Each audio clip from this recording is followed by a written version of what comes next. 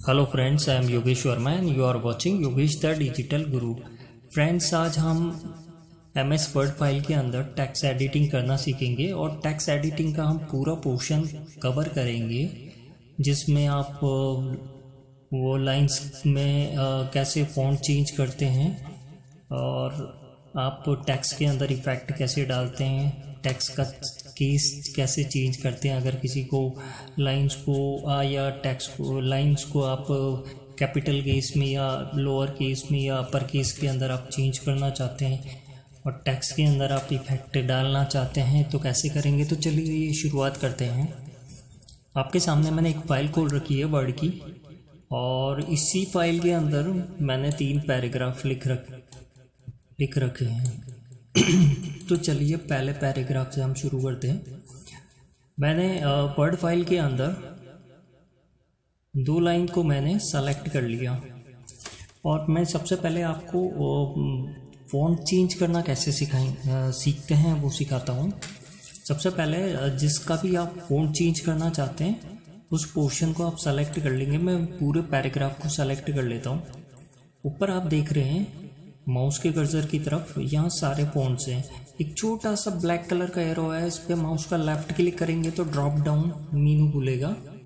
इसके अंदर सारे फ़ॉन्ट्स हैं। अब जैसे ही मेरा कर्सर जिस फ़ॉन्ट पे जाएगा आप देख रहे हैं टेक्स्ट वगैरह चेंज हो रहे हैं। तो चलिए इस पैराग्राफ का मैं फ़ॉन्ट चेंज करता हूँ। अब जैसे मैंने एरियल ब्लैक ले लिया तो आप देखेंगे मेरी दाईं ओर पूरे पैराग्राफ एरियल ब्लैक के अंदर आ गया है। और इसी फॉन्ट्स की राइट साइड के अंदर आप देख रहे हैं साइज़ है यह टेक्स्ट का। अगर आपको टेक्स्ट का साइज़ बढ़ाना है, मिनिमम ये स्टार्ट होता 8 से और मैक्सिमम ये जाता है 72 पे। तो जो भी आपको साइज़ लेने हैं, साइज़ आपको जस्ट यहाँ से सेलेक्ट करना है और ऑटोमेटिक आपका फॉन्ट साइज चेंज हो जाएगा। चलिए मैं वापस कंट्रोल Z करके इसको पुरानी सिचुएशन में ले आता हूँ। दूसरी बात हम सीखेंगे, नीचे आप देख रहे हैं BIU। बी का मतलब होता है बोल्ड। अगर टेक्स्ट को बोल्ड करना हो आपको, I से इटालिक होता है अगर वर्ड को इटालिक करना हो, और U से अंडरलाइन होता है। तो चलिए मैं एक लाइन को सेलेक्ट कर लेता हूँ और B पे क्लिक करता हूँ, B फॉर बोल्ड। तो आप देखेंगे वर्ड वगैरह सारे बोल्ड हो चुके हैं। अगर मैं I पे क्लिक करता हूँ तो वर्ड इटालिक हो चुके हैं, और U पे करूँगा तो लाइंस के नीचे एक अंडरलाइन आ जाएगी, आप देख रहे हैं। चलिए एज इट इज़ वापस इसको अनडू कर देते हैं। इसी के आगे आप जब देख रहे हैं एक कैपिटल लेटर में A लिखा है, इसका मतलब होता है ग्रो फॉन्ट। अगर मैंने इस पैराग्राफ को ग्रो फॉन्ट का मतलब होता है फॉन्ट बढ़ाना। अब मैंने इस पैराग्राफ को सेलेक्ट कर लिया है और ग्रो फॉन्ट पे मैं सेलेक्ट करूँगा। जितनी बार क्लिक करूँगा, ग्रो फॉन्ट पे जितनी बार स्ट्राइक करूँगा उतनी बार ये फॉन्ट इंक्रीज होते जाएगा, इनका साइज इंक्रीज होता जाएगा। और इसके जस्ट पास के अंदर एक स्मॉल सा ए बना है, ये होता है श्रिंक फॉन्ट। मैं जितनी बार इस पर क्लिक करूँगा उतनी बार फॉन्ट का साइज छोटा होता जाएगा। और जस्ट इसी के पास में है चेंज केस। चेंज केस को चलिए थोड़ा सा डिफाइन करता हूँ मैं। आप ये पूरी लाइन देख रहे हैं, सबसे ऊपर वाली लाइन। ये लाइन को अगर मैं सेलेक्ट करता हूँ और लाइन को मैं सेंटेंस केस के अंदर कन्वर्ट करना चाहता हूँ। सेंटेंस केस के अंदर क्या होता है, लाइन का जो फर्स्ट वर्ड होता है वो कैपिटल होता है। अब मैं इस पे करता हूँ तो पूरी लाइन का जो फर्स्ट वर्ड होगा कैपिटल हो जाएगा। मैं इसको स्मॉल में करता हूँ। अब मैं पूरी लाइन को सेलेक्ट करता हूँ, वो सेंटेंस केस पे मैं क्लिक करूँगा तो ये लाइन का फर्स्ट जो करेक्टर होगा वो कैपिटल में हो जाएगा। इसी के अंदर दूसरा ऑप्शन है लोअर केस। मान लीजिए आपकी जो लाइन है वो अपर केस के अंदर है, आप जैसे देख रहे हैं सारी अपर केस के अंदर है। मैं इस लाइन को सेलेक्ट करने के बाद में अगर मैं लोअर केस करता हूँ तो सारे कैपिटल से लोअर केस के अंदर आ जाएंगे वर्ड।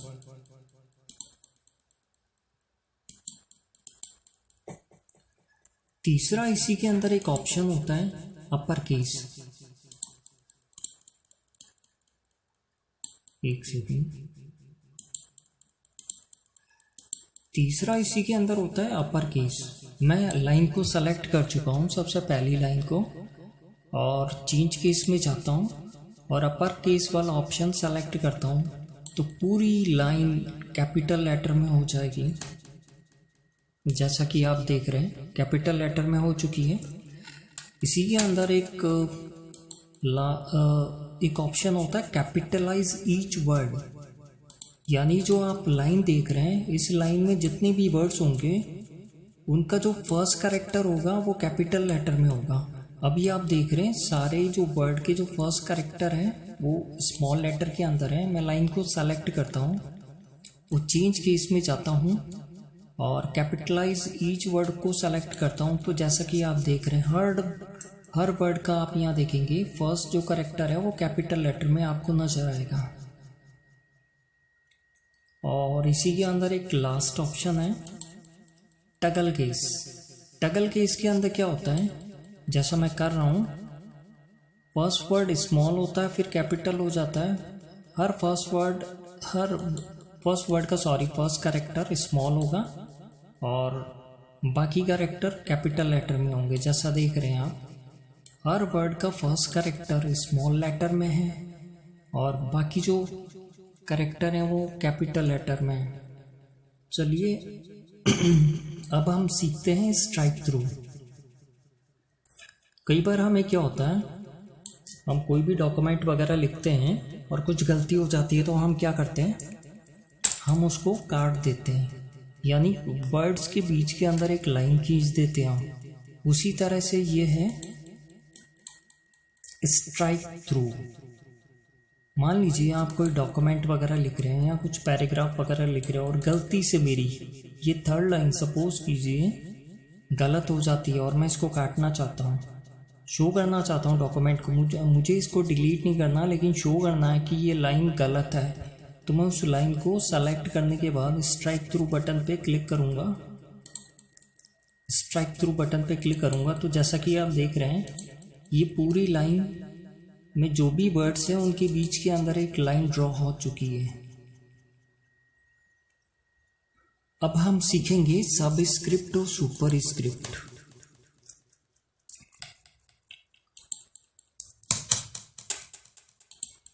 सबस्क्रिप्ट सुपरस्क्रिप्ट का मतलब क्या होता है, पहले मैं सुपरस्क्रिप्ट करता हूँ। कई बार हम लिखते हैं फर्स्ट और एसटी हम सुपरस्क्रिप्ट में लिखते हैं। तो एसटी को अगर मुझे सुपरस्क्रिप्ट में, इसका साइज बड़ा कर लेता हूं ताकि आप देख सकें।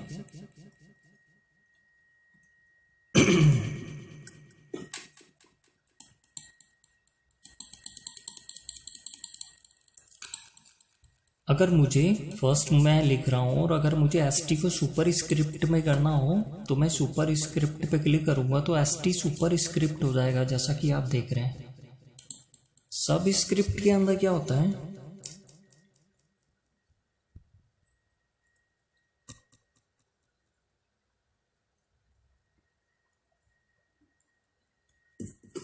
कई बार हम ऐसा करते हैं 10/2 या 10/3 इस तरह से लिखते हैं।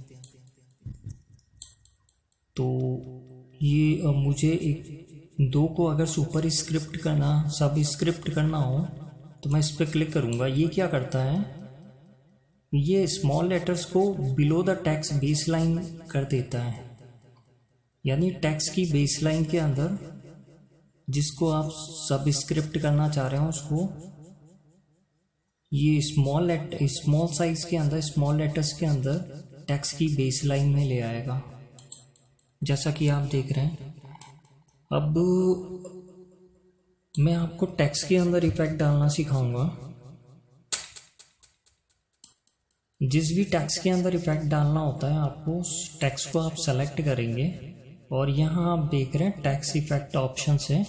इस पर मैं क्लिक करूँगा तो एक ड्रॉप डाउन मेनू खुलेगा। उसके अंदर आप देख रहे हैं पहला आउटलाइन देख रहे हैं, दूसरा शैडो, तीसरा रिफ्लेक्शन, चौथा ग्लो देख रहे हैं। तो चलो आउटलाइन, अगर किसी टेक्स्ट की आउटलाइन करना चाहते हैं तो आप सबसे पहले आउटलाइन पे क्लिक करेंगे और इधर एक कलर्स का ड्रॉप डाउन मेनू खुलेगा। उसके अंदर से जो कलर आप देना चाहते हैं वो कलर आप यहाँ दे सकते हैं।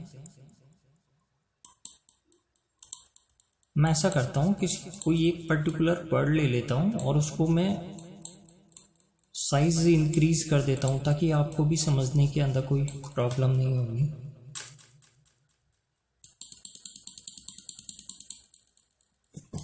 देखिए आप देख रहे हैं जो मेरा टेक्स्ट था वो ब्लैक कलर के अंदर था और इसकी आउटलाइन जो आ रखी है वो रेड कलर के अंदर आ रखी है। अब मैं इसकी आउटलाइन एक काम करता हूँ, टेक्स्ट को ले लेता हूँ मैं येलो कलर के अंदर। टेक्स्ट कलर ले लिया मैंने येलो और इसकी आउटलाइन मैं ले लेता हूँ ब्लैक कलर के अंदर। तो आप देख रहे हैं आउटलाइन इसकी ब्लैक कलर के अंदर आ गई। चलो मैं और भी सहूलियत कर देता हूँ। मैं ऐसा करता हूँ आउटलाइन का साइज़ थोड़ा बढ़ा देता हूँ।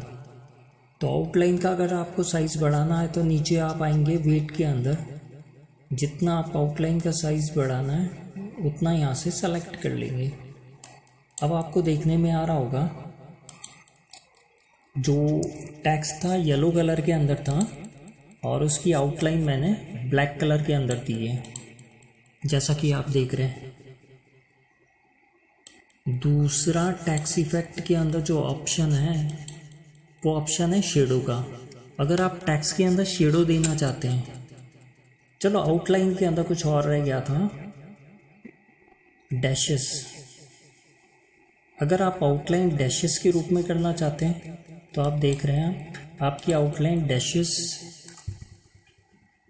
के रूप में आ जाएगी। दूसरा इसके अंदर एक और ऑप्शन है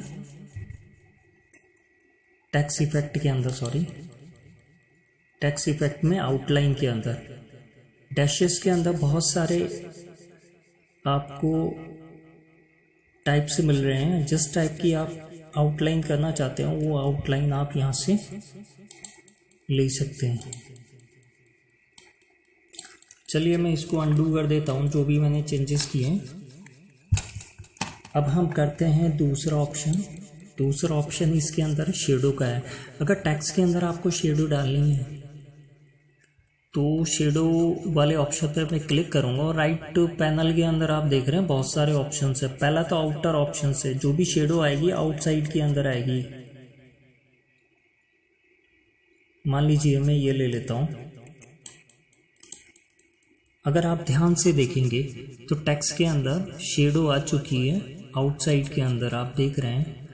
थोड़ा सा मैं और साइज़ बढ़ा देता हूँ ताकि आपको देखने में सहूलियत होगी।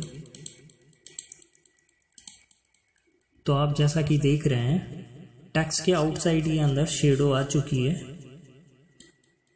इसी के अंदर शेडो के अंदर ही एक और ऑप्शन से नीचे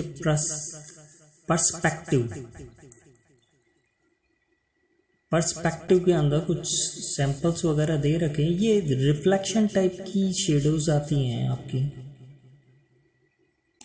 जैसा कि आप देख रहे हैं। किसी का कोई रिफ्लेक्शन पड़ता है ना तो इसी तरह ये रिफ्लेक्शन पड़ता है इसके अंदर, रिफ्लेक्शन वाली शेडो आती है इसके अंदर। और इसके अंदर और क्या ऑप्शंस हैं, शैडो ऑप्शंस में जाएंगे तो शैडो ऑप्शंस के अंदर आपको एक डायलॉग बॉक्स खुल जाएगा। यहाँ आप देखेंगे शैडो का आप कलर चेंज कर सकते हैं, जो भी कलर है चाहिए आपको। दूसरा इसके अंदर ट्रांसपेरेंसी है, आपको शेडो के अंदर कितनी ट्रांसपेरेंसी चाहिए, शेडो बिल्कुल लाइट चाहिए या शेडो बिल्कुल डार्क चाहिए, वो ट्रांसपेरेंसी आप यहाँ से सेलेक्ट कर सकते हैं परसेंटेज को इंक्रीज और डिक्रीज करके। दूसरा शेडो का साइज़ क्या होना चाहिए वो यहाँ से सेलेक्ट कर सकते हैं आप परसेंटेज को इंक्रीज और डिक्रीज करके। अगर शेडो को थोड़ा सा ब्लर करना चाहते हैं शेडो का तो यहाँ से कर सकते हैं। शेडो का अगर एंगल चेंज करना है आपको तो आप एंगल चेंज कर सकते हैं। शेडो टेक्स्ट से शेडो की डिस्टेंस कितनी होनी चाहिए वो आप यहाँ से सेलेक्ट कर सकते हैं। नेक्स्ट आगे बढ़ते हैं। टेक्स्ट के अंदर कलर देना। अगर जिस भी टेक्स्ट में आप कलर देना चाहते हैं तो आप उस टेक्स्ट को आप उस लाइन को या पैराग्राफ को सेलेक्ट करेंगे और यहाँ पे ऑप्शंस हैं फ़ॉन्ट कलर का, तो आप उस फ़ॉन्ट का आप कलर चेंज कर सकते हैं। जैसा कि मैं कर रहा हूँ, ब्लू कर देता हूँ उसको। फ़ॉन्ट का कलर चेंज हो चुका है। तो फ्रेंड्स आज के सेक्शन में इतना ही। नेक्स्ट सेक्शन में हम कुछ और सीखेंगे। और अगर वीडियो पसंद आया तो मेरे चैनल को लाइक करें, सब्सक्राइब करें और बेल आइकन का बटन दबाएं ताकि आप आने वाला वीडियो का नोटिफिकेशन पा सकें। Thank you. आज के लिए इतना ही।